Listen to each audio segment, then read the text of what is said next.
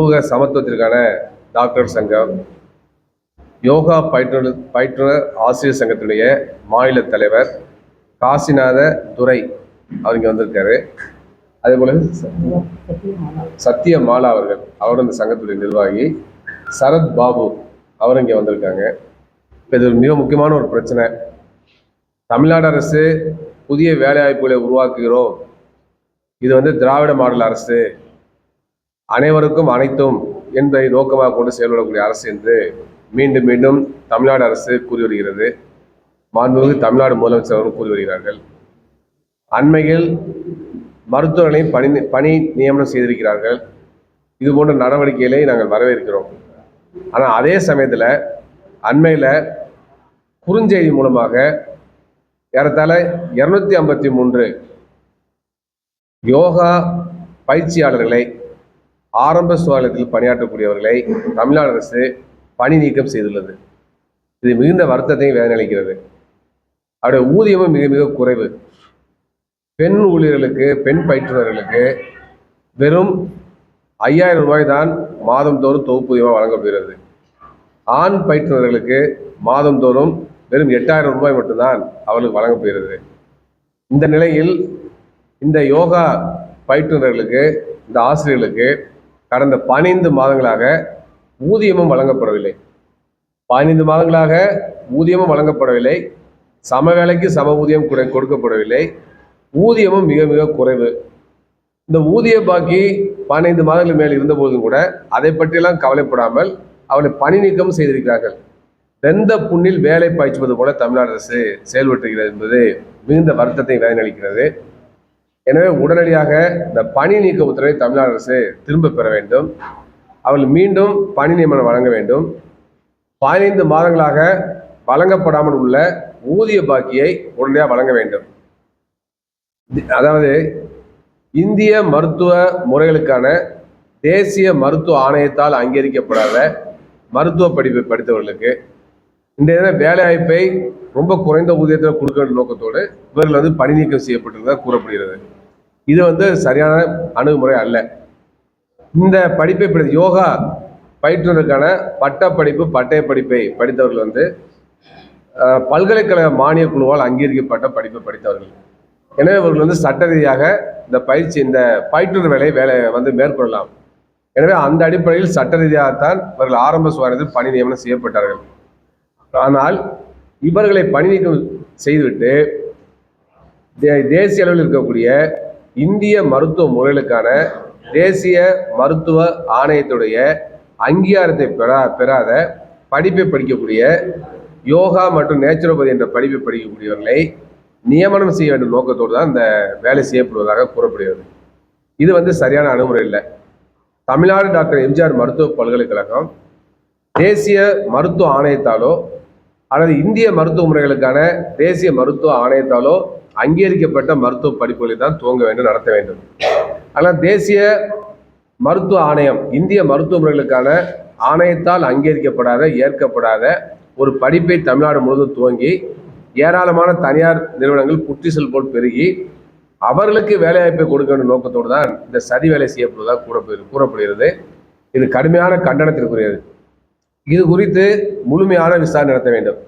எவ்வாறு இந்திய மருத்துவ முறைகளுக்கான தேசிய மருத்துவ ஆணையத்தால் அங்கீகரிக்கப்படாத ஒரு படிப்பை தமிழ்நாடு டாக்டர் எம்ஜிஆர் மருத்துவ பல்கலைக்கழகம் நடத்துகிறது என்பது மிகப்பெரிய கேள்விக்குறி. எனவே அந்த மாதிரி படிப்பு படித்தா வேற எங்கேயுமே வேலைக்கு செல்ல முடியாது. அதே போலவே அவர்கள் மேல் படிப்போடும் படிக்க முடியாது. அந்த படிப்பை படிக்கக்கூடிய வாழ்க்கை என்பது, எதிர்காலம் என்பது கேள்விக்குறியாகிவிடும். ஏன்னா அப்படிப்பட்ட சூழல் தான் சில தனிப்பட்ட நபர்கள் தங்களுடைய அதிகாரத்தை பயன்படுத்தி அப்படிப்பட்ட ஒரு படிப்பை, அதற்கான கல்லூரிகளை உருவாக்குவதற்கான வாய்ப்பை ஏற்படுத்தி என்று கூறப்படுகிறது. இது குறித்து முழுமையான விசாரணை நடத்தணும். அப்போ அதுக்கான சில செய்தியெல்லாம் வந்திருக்கிறது. எனவே அந்த அடிப்படையில் தமிழ்நாடு அரசு இது குறித்து முழுமையான விசாரணை மேற்கொள்ள வேண்டும். பல அரசியல் தலைவர்கள் தான் அந்த அங்கீகாரம் பெறாத கல்லூரி நடத்துகிறாங்க. அப்போ இதில் படிக்கக்கூடிய மாணவருடைய எதிர்காலம் கேள்விக்குறியாக இருக்கிறது. ஆனால் அதே சமயத்தில் அவர்களுக்கு வேலைவாய்ப்பு வழங்க வேண்டும் நோக்கத்தோடு இவருடைய வேலையை பறிக்கிறார்கள் என்பதுதான் இன்னைக்கு மிகப்பெரிய பிரச்சனை.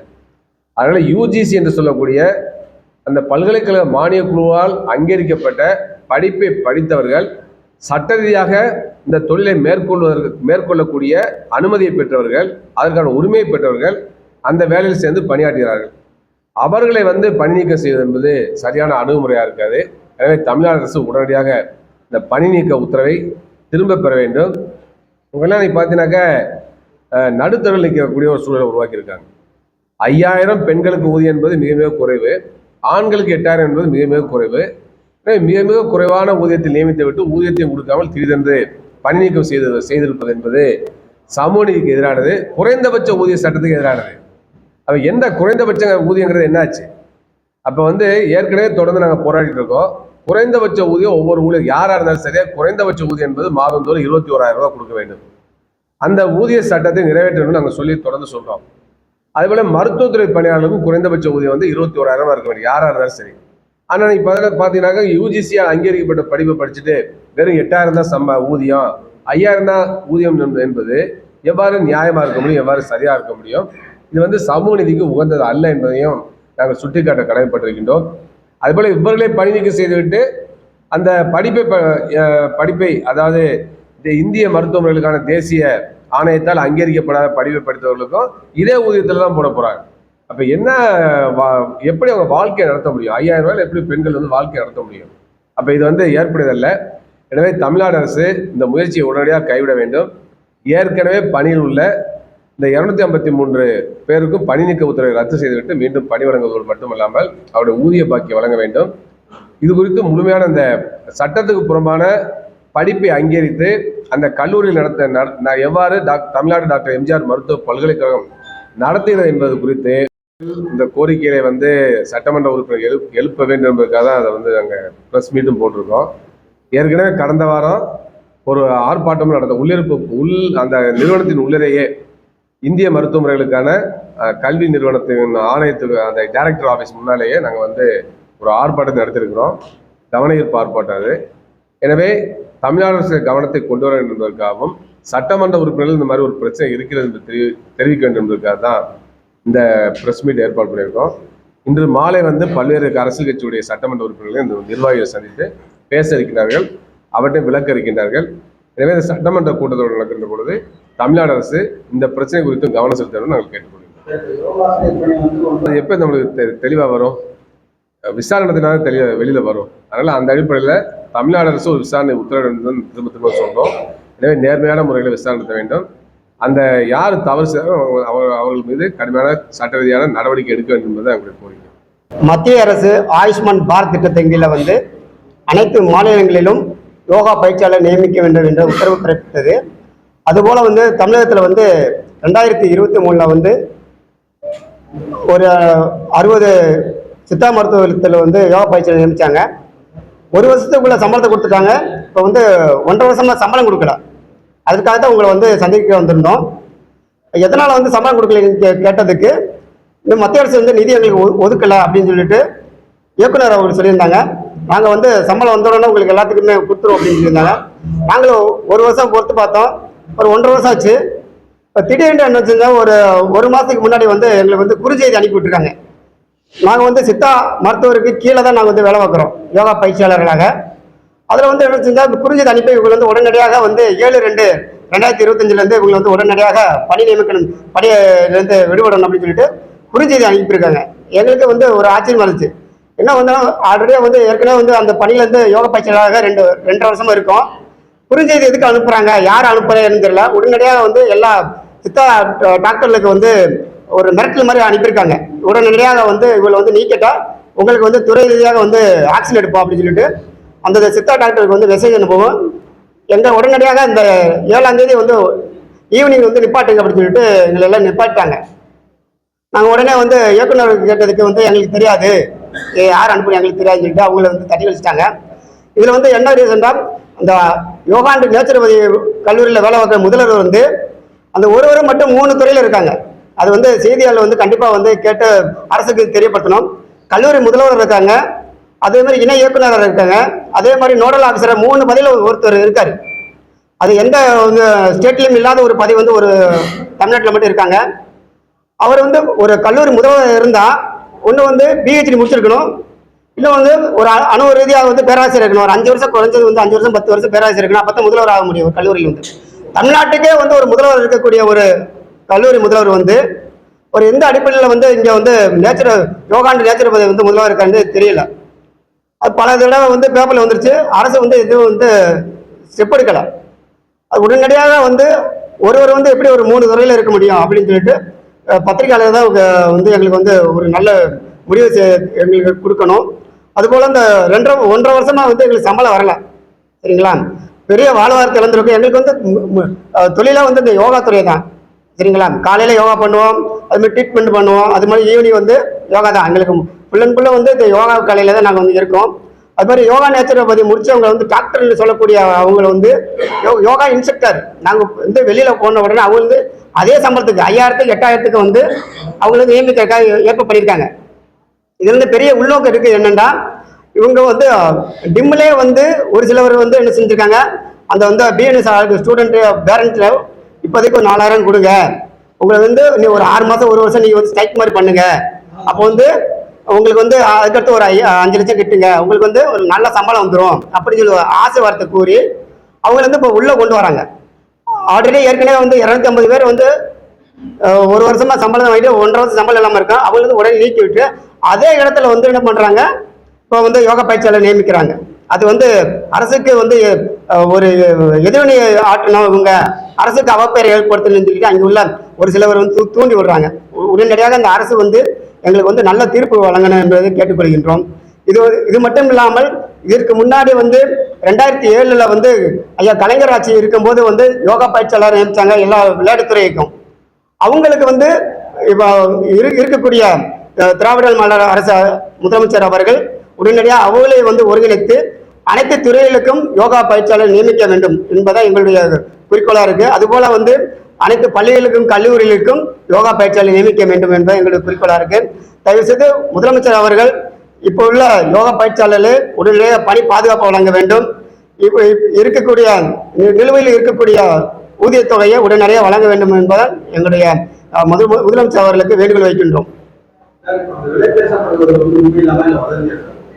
வதந்தி இல்ல, அது விசாரிக்கணும். நேரடியாக வந்து எதனால வந்து உங்களுக்கு இல்ல, எங்களுக்கு வந்து வாய்மொழி செய்தியா தான் வந்திருக்கு. அது உடனடியாக வந்து எதனால வந்து இவங்களை வந்து உடனே இப்பாட்டிருக்கீங்க. 253 பேர் வந்து அரசு சுகாதாரத்துறையை வேலை பார்க்குறாங்க. எதுக்கு வந்து உடனடியாக வந்து நீக்குமே வெளியேற்றணும்னு சொல்லிட்டு எங்களுக்கு வந்து ரொம்ப அதிர்ச்சியா இருக்குது. ஏன்னா வந்து மெசேஜ் அனுப்பக்கூடாது. இப்போ வந்து ஒரு அரசு துறை வேலை பார்க்குறேன்னு சொன்னால் அதுக்கு வந்து என்ன செய்யணும், லெட்டர் மூலியம் கொடுக்கணும். இப்போ வந்து அரசு துறை வைக்கணும், லெட்டர் மூலியம் பார்த்தா வெளியேற்றுங்க, இல்லை ஒரு வேளை அவர் ஒரு குற்றச்சாட்டு இருக்கணும். அப்படித்தான் எங்களுக்கு வந்து கவர்மெண்டே ஒரு ரூல்ஸ் இருக்கு. ஆனால் நீங்களே பார்த்துக்கலாம், உங்களுக்கு வந்து ஒரு மெசேஜ் மட்டும் தான் அனுப்பியிருக்காங்க. இது ஒரு ஆல்ரெடி வேலை பார்க்க இருக்கக்கூடிய யோகா பயிற்சியாளருக்கு இது ஒரு மெசேஜ் அனுப்பி உடனே நிப்பாட்டுங்க. அப்ப என்ன பண்றாங்க, இருக்கக்கூடிய அமைச்சர்கள் ஒரு சில எல்லா பேருமே சேர்ந்து ஒரு சில அமைச்சர்கள் இந்த யோகாண்டு நேச்சுரோபதியை வந்து கல்லூரிக்கிட்டு இருக்காங்க. அவங்களுக்கு வந்து என்ன பண்ணணும், மாணவர்களை சேர்க்கணும், மாணவரை ஊக்கப்படுத்தணும் அப்படின்னு சொல்லிட்டு இங்க எல்லாம் ஒரு சிலர் வந்து வேலை பார்த்துக்கக்கூடிய யோகா பயிற்சியாளர் வெளியேற்றணும் அப்படின்னு சொல்லிட்டு இந்த யோகா நேச்சுரோபதி படிச்சவங்களை உள்ள கொண்டு வரணும். ஆனா யூஜிசி நாம்ஸ் இல்லாத ஒரு படிப்பு தான். ஆனா வந்து எம்ஜிஆர் யூனிவர்சிட்டியில கேட்டதுக்கு அவங்களுக்கு முறையான பதில் கொடுக்கவே இல்லை. இது வந்து யோகாண்டு நேச்சுரோபதி வந்து யூஜிசி நாம்ஸ் அங்கீகரிக்கப்பட்டதா வந்து தகவல் அறிவுன்னு சொல்லி கேட்டிருந்தோம். அவங்க பதிலே கொடுக்கவே இல்லை. நீங்க வந்து யூஜிசி நாம்ஸ் கேட்டுக்கீங்க அப்படின்னு சொல்றாங்க. ஏன்னா நீங்க யார் மையம் யாருன்னு கேட்டாலும் அவங்க அப்பா தானே சொல்லணும், இவன் என் மையன்னு சொல்லணும் இல்லையா. ஆனா எம்ஜிஆர் யூனிவர்சிட்டி என்ன சொல்றாங்க, இது வந்து எங்களுக்கு தெரியாது, நீங்க வந்து யூஜிசி அங்கே பல்கலைக்கழகத்தில் கேட்டுக்கீங்க அப்படின்னு சொல்லிட்டு எங்கள்கிட்ட கேள்வி வைக்கிறாங்க. இப்போ நாங்கள் போய் யார்கிட்ட கேட்க முடியும்? இப்போ நாங்கள் உங்கள்கிட்ட தான் வைக்க வேண்டியிருக்கு. அவங்களுக்கு அதிகாரம் இல்லை, அவங்க வந்து ப்ராப்பரா கொடுக்கணும். இப்போ வந்து ஆல்ரெடி நாங்கள் வந்து வேலை பார்த்துருக்கோம், சம்பளம் இல்லை, வந்து சம்பளம் கொடுத்துட்டு அவங்களை வந்து நீக்கிருக்கணும். நீக்கிறதுக்கு என்ன ரீசனுக்கு சொல்லணும். இப்போ வந்து எங்க மேல வந்து ஏதாவது குற்றம் இருக்கணும். 253 வேலை வைக்கிறாங்க, இவங்க சரியா வேலை பார்க்கல, ஆனால் எதற்கு கம்ப்ளைண்ட் இருந்தால் தான் நீக்கிறதுக்கு அதிகாரம் உண்டு. ஆனால் இதே இது தமிழக சுகாதார அமைச்சர் வந்து எல்லா மாவட்டத்துக்கும் சுற்றுப்பயணம் செய்யும் போது நல்லபடியாக வந்து யோகா பயிற்சியாளர் சொல்லிக் கொடுக்குறாங்க. இப்போ வந்து பெண்களுக்கு வந்து நார்மல் டெலிவரி ஆகுது, இப்போ வந்து சிசர்லாம் குறைஞ்சிருச்சுன்னா அவங்களே பேட்டி கொடுத்துருக்காங்க. சுகாதார அமைச்சர் பேட்டி கொடுக்கும் போது விஷயம். அப்போ எதுக்கு எங்களை வந்து நிற்கிறாங்க? நாங்கள் வந்து சென்ட்ரல் கமிட்டி ஸ்கீம் என்ன ஜீவோ ஆர்டர் இதில் வந்து யோகா ட்ரெயினருக்கு வந்து டிகிரி டிப்ளமோ அல்லது சான்றிதழ் ஏதாச்சும் 3 இருந்தால் போதும். இதுக்கு வந்து அவர் பேசிக்கு தான் 250 ரூபா தான், ஒரு மணி நேரத்துக்கு 250 ரூபா பேசிக்கலாம் தான். இது வந்து எல்லா ஸ்டேட்லேயும் வந்து தொடர்ந்து இருக்கு. ஆனால் தமிழ்நாட்டில் மட்டும்தான் அரசுக்கு வந்து செயல்படுத்து யோகா பயிற்சிகள் வந்து செயல்படுத்தணும் அப்படின்னு சொல்லிட்டு ஒரு சில அதிகாரிகள் வந்து தூண்டி விடுறாங்க. அது நீங்கள் தான் எங்களுக்கு வந்து கருணைக்கு வந்து இதுக்கு வந்து ஒரு விடை கொடுக்கணும். நன்றி. திருவண்ணாமலை மாவட்டம் யோகா பயிற்றுனர் சத்தியமாலா. இப்போ ஐயாவும் டாக்டரும் சொன்னாங்க, எங்களுடைய கோரிக்கைகளை தான் அவங்க சொல்ல வராங்க. ஒரு சின்ன விஷயம் பார்த்தீங்கன்னா, நமக்கு ஒரு கோரிக்கை இருக்குன்னா அதுக்கு நமக்கு மேலே இருக்கவங்க யாரோ அவங்க கிட்ட ரிக்வெஸ்ட் பண்ணுவோம். இப்போ அந்த வகையில் நாங்கள் நிறைய முறையில் வந்து எங்களுடைய கோரிக்கையை எடுத்து வச்சிருக்கோம். யார் யார்கிட்டலாம் எடுத்து வச்சிருக்கோம் அப்படின்னு பார்க்கும்போது, சுகாதாரத்துறை அமைச்சரை பார்த்துருக்கோம், இயக்குனர் அவர்களை சந்திச்சிருக்கோம், கமிஷனர் அவர்களையும் சந்திச்சிருக்கோம், துணை முதல்வர்கிட்டையும் பேசியிருக்கோம், முதல்வரோட மனுவும் கொடுத்துருக்கு. எல்லா பக்கமுமே நாங்க வந்து எங்களுடைய கோரிக்கையை எடுத்து வைக்கிறோம். ஆனா ஒருத்தருமே அதை வந்து கண் கொண்டு பார்க்க மாட்டாங்க, காது கொண்டு கேட்க மாட்டாங்க. அதுக்கு முதல்ல என்ன கேள்வி, ஏன் இந்த நிலை, ஏன் இந்த அவல நிலை யோகா பயிற்றுனர்களுக்கு? பாரம்பரியமா பாத்தீங்கன்னா யோகா தான் பாரம்பரிய முறை, சித்தர்களால் உருவாக்கப்பட்ட ஒரு கலை. இது நம்ம தமிழகத்துல கிடைச்சது பெரிய விஷயம். இந்த கலையை போதிக்கக்கூடிய ஆசிரியர்கள் நல்லா சொல்லி கொடுத்ததுனாலதான் அமைச்சர் அவர்கள் என்ன பண்ணாங்க, சுகாதார மையங்கள்ல பெரும்பாலும் பிரசவம் இயல்பாக நடைபெறுகிறது. அதுக்கு காரணம் யோகா சொல்லி கொடுக்கறது அப்படின்றது நிறைய நியூஸ் நீங்களே அதை போட்டிருக்கீங்க, பார்த்திருப்பீங்க. இப்ப அந்த வகையில நாங்க தகுதி இல்லாம போனது எப்போ?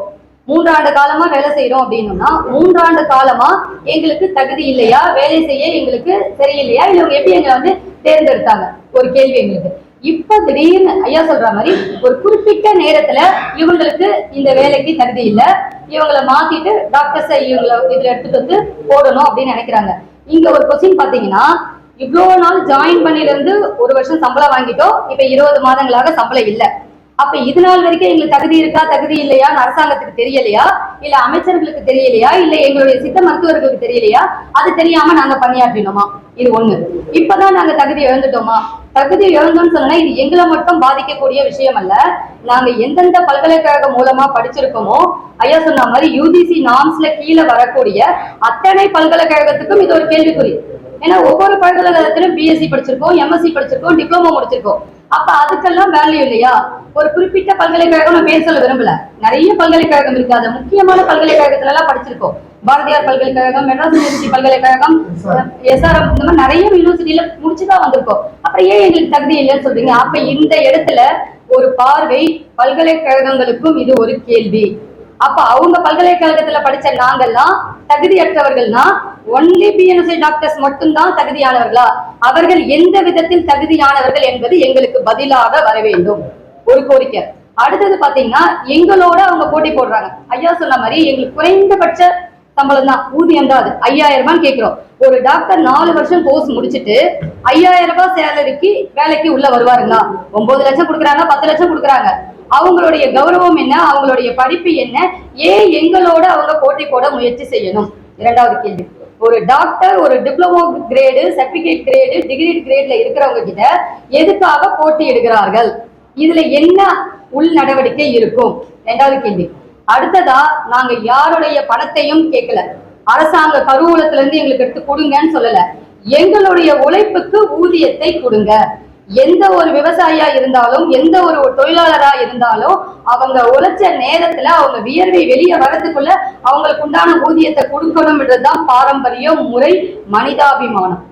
நாங்க வந்து மத்தவங்க ஊதியத்தை கேட்கல, இன்னொருத்தவங்க கிட்ட அபகரிச்சு நாங்க வாங்கல. ஆனா எங்க கிட்ட அந்த அபகரிப்பு நடக்குது. எங்களோட ஊதியத்தையும் நிறுத்தி வச்சு எங்களுக்கு வாழ்வாதாரமா இருக்கக்கூடிய எங்க வேலையையும் கைப்பற்ற நினைக்கிறது யார்? இதுக்கு அரசாங்கம் என்ன பதில் சொல்ல விரும்புகிறது? இப்போ ஒரு இடத்துல சொல்லுவாங்க, சின்ன இடத்துல வந்து பிரச்சனைனா ஒரு பெரிய இடத்துல போய் சொல்லுங்கன்னு. இப்ப நாங்க எந்த இடத்துல போய் சொல்லலாம்னு நினைக்கிறீங்க? ஏன்னா நாங்க நிறைய இடம் சொல்லிட்டோம். இது ஒரு பிரஸ் மீட்டிங் கிடையாது ஐயா, இன்னும் எத்தனையோ பிரஸ் மீட்டிங் போட்டோம். ஏன் இது அரசாங்கம் பார்க்க மாட்டேங்குது? அதுக்கு பதில் வேணும் எங்களுக்கு. இந்த பதில வந்து வெளிப்படையாவோ அல்லது அவங்களுக்கு புரியுற மாதிரி சொல்லணும்ன்ற ஒரு விஷயம் யார்கிட்ட இருக்கும்னு பாத்தீங்கன்னா, ஊடகத்துறையும் தொலைக்காட்சி துறையும் பத்திரிகை துறை தான் வந்து இதை அழகா வெளிப்படுத்துறவங்க. இது எங்களுடைய ஆதங்கம், எங்களுடைய உரிமை, எங்களுடைய போராட்டம். எங்களுடைய கருத்தை நாங்க தெரிவிக்க விரும்புறோம். இப்போ ஒரு சின்ன விஷயம் எல்லாத்தையுமே விட்டுருவோம், எதுவுமே வேணாங்க, நாங்க எதுவுமே கேட்கல. நான் ரெண்டே விஷயம் தான் நாங்க கேட்க வரோம்னா, ஒரு மக்களால் மக்களுக்காக உருவாக்கப்பட்ட அரசாங்கமானது மக்களுக்காக தான் வேலை செய்யணும். அந்த மக்கள்ல ஒருத்தரா எங்களுடைய உணவு தேவை, எங்களுடைய ஊதிய தேவையை நாங்க கேட்கிறோம். ஒரு வாய் சோறு எடுத்து வெளியே வாய்க்குள்ள வைக்கிற பெரிய இடத்துல இருக்கிறவங்களா மனசாட்சியோட நினைச்சு பார்க்கணும். இந்த உணவை யோகா சொல்லி கொடுத்த 250 ஆசிரியர்கள் கிடைக்குதா, கைக்கு கிடைக்குதா நாங்க நினைக்கணும். அப்ப அந்த சாதம் உள்ள போகுமா இல்லையான்னு அவங்க யோசிக்கணும். அந்த யோசனை ஒவ்வொரு மனுஷனுக்குள்ளேயும் வந்தாதான் இந்த அரசாங்கமும் மாறும். இந்த விஷயம் அரசாங்கத்துல இருக்கக்கூடிய உயர் பதவியில இருக்கக்கூடியவங்க கருத்துக்கு எட்டணும். அதை எட்ட செய்ய வேண்டியது அனைத்து பொறுப்புமே உங்களிடம், அதாவது எங்களுடைய நண்பராகவும் எங்களுடைய ஆதங்கத்தின் வெளிப்பாடாகவும் நாங்க தேடுறதோ, எங்க தேடலுக்கு ஒரு விடியலாகவும் நீங்க அத்தனை பேரும் தான் இருக்கிறீங்க. உங்க மூலயமா இந்த செய்தி அரசு வரைக்கும் சென்று எங்களுக்கு ஒரு நல்ல வாழ்க்கையோ அல்லது ஒரு நல்ல விஷயத்தையோ எங்களுக்கு கொடுக்கணும். நாங்க எதிர்பார்க்கிற ஒரே விஷயம், எங்களுக்கு உடனடியாக எங்களுடைய நிலுவையில இருக்கக்கூடிய ஊதியம் கைக்கு கிடைக்கணும். எங்களை வேலையிலிருந்து நீக்க கூடாது. நீக்கிறதாங்க முறையான காரணம் எங்களுக்கு தெரியணும். அதே மாதிரி உடனடியாக எல்லாருக்குமே அனைத்து மாவட்ட ஆட்சியாளருக்கெல்லாம் கடிதம் போயிருக்கு, பிஎன்ஒய்ஸ் அனுப்பணும். இந்த இடத்துல மாவட்ட ஆட்சியாளர்களும் இதை சற்று கவனிக்கணும். ஏன் இவ்வளவு இமீடியட்டா அவங்களுக்கு அப்பாயின்மெண்ட் கொடுக்குறோம், செஞ்சுட்டுங்களோட வேலை என்ன? இதை நாங்க பெருமைக்காக சொல்லல, எதுவுமே சொல்லல. அமைச்சர் சொன்ன விஷயத்தை தான் ஐயாவும் சொன்னாங்க, நாங்களும் சொல்றோம். எல்லா சுகாதார மையங்களையும் போய் விசிட் பண்ணுங்க. அங்க இருந்து பேஷண்ட் பலன் அடைஞ்சவங்க கிட்ட போய் விசாரிச்சு கேளுங்க, யோகா பயிற்றுனர் என்ன பண்ணாங்க. அப்ப அத்தனை விஷயங்களும் உள்ள இருக்கும்போது எங்களை எதுக்கு வெளியேற்றணும்னு நினைக்கிறீங்க? நாங்க நடுத்தர வர்க்கத்துலதான் இருக்கோம். எங்களால பணத்தை கொடுத்து கேஸ் போட முடியாது, எங்களால பணத்தை கொடுத்து வேலையை வாங்க முடியாது. ஆனா உண்மையும் உழைப்பும் இருக்கு, அதுக்கு உண்டானதை நாங்க எதிர்பார்க்கிறோம். உண்மைக்கும் உழைப்புக்கும் மதிப்பு இல்லை என்றால் இந்த அரசாங்கத்திற்கும் மதிப்பு இருக்கா இல்லையான்றத உங்க கையிலேயே நாங்க முடிவா கொடுக்கிறோம்.